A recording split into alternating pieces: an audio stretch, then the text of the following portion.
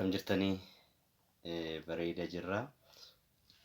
Akkuma beekamu mata duree eenyummaa uummataa ta'uuf tajaajilu jennee torban darbe keessa kutaa tokkoffaasaa eegalleerraa kutaa san jalatti nama namaa ta'uu yookiin nama uummataa ta'uu jechuudha.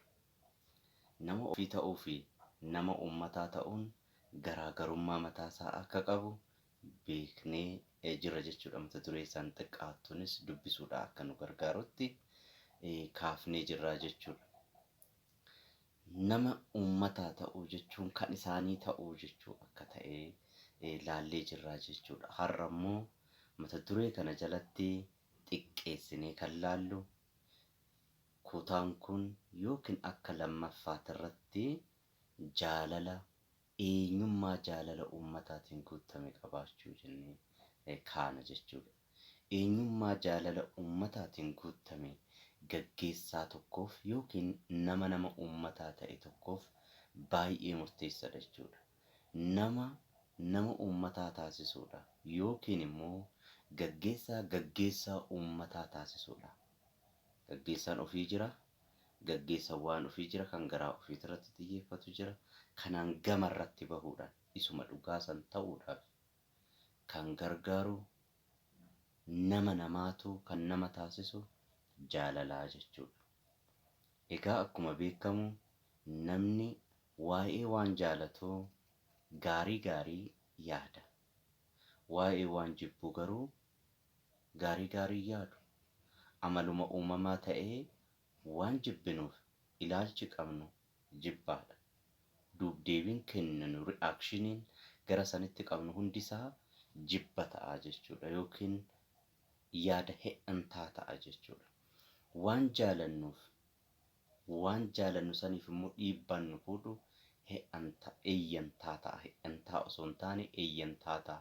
Pozitiviitii qabaataa jechuudha.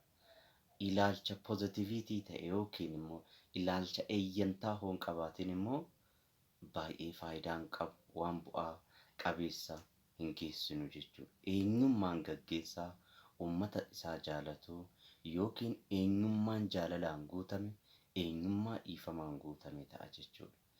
Eenyummaa waan akka aarsaa kaffalluuf nu gargaaru san takkaa'u waan akka iinarjiitti fuudhee gara fuulduraatitti nu sochoosu aarsaa akka kafallu kan nu taasisu hamilee akka qabaannu kan nu taasisu jaalala sanii jechuudha. Eenyummaan namni tokko eenyummaa jaalalaan guutame jaalala uummataatiin guutame yoo qabaate uummata san hin miidhamaaf malee hin miidhu. Neelsan Maandeellaan fakkeenya addunyaa kan ta'e uummata kibba Afrikaatiif hin miidhameef malee hin miine. Kanaaf kun mallattoo tokko jechuudha. Mahatmaa Gaandiin hin miidhameef malee uummata san hin miine. Kanaaf fakkeenya ta'an. Maazar Tereezaan uummata daa'imman guddisuudhaaf maatii ishee haga hiikutti kan geesse jaalala maatii saniif qabdu.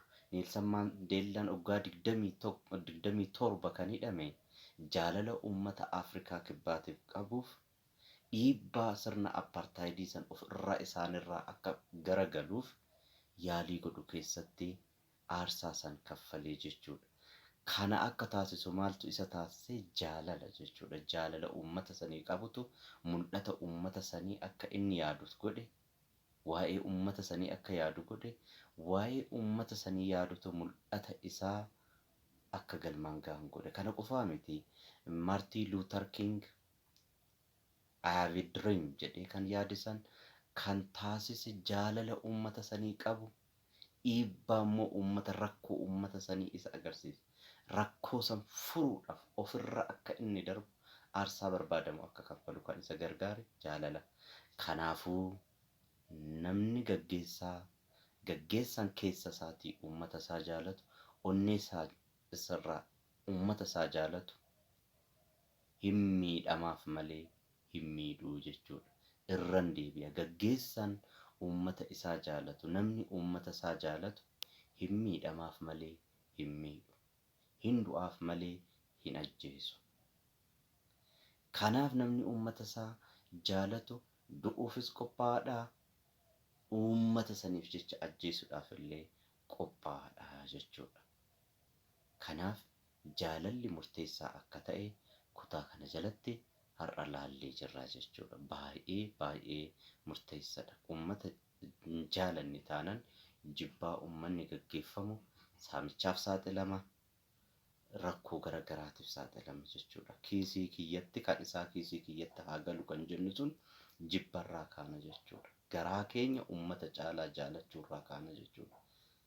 Gosummaa, naannummaa kan jennee yaamnu kun hundisaa kan ka'u of jaalachuurraa jechuudha. Hin soba gosa irraa dhufe san illee hin jaalatu namni gosummaan guutame karaa harkisan gosuma irraa dhufe san illee hin jaalatu, naannuma irraa dhufe san illee hin jaalatu. Hin soba inni garuma ofii qofa jaalata.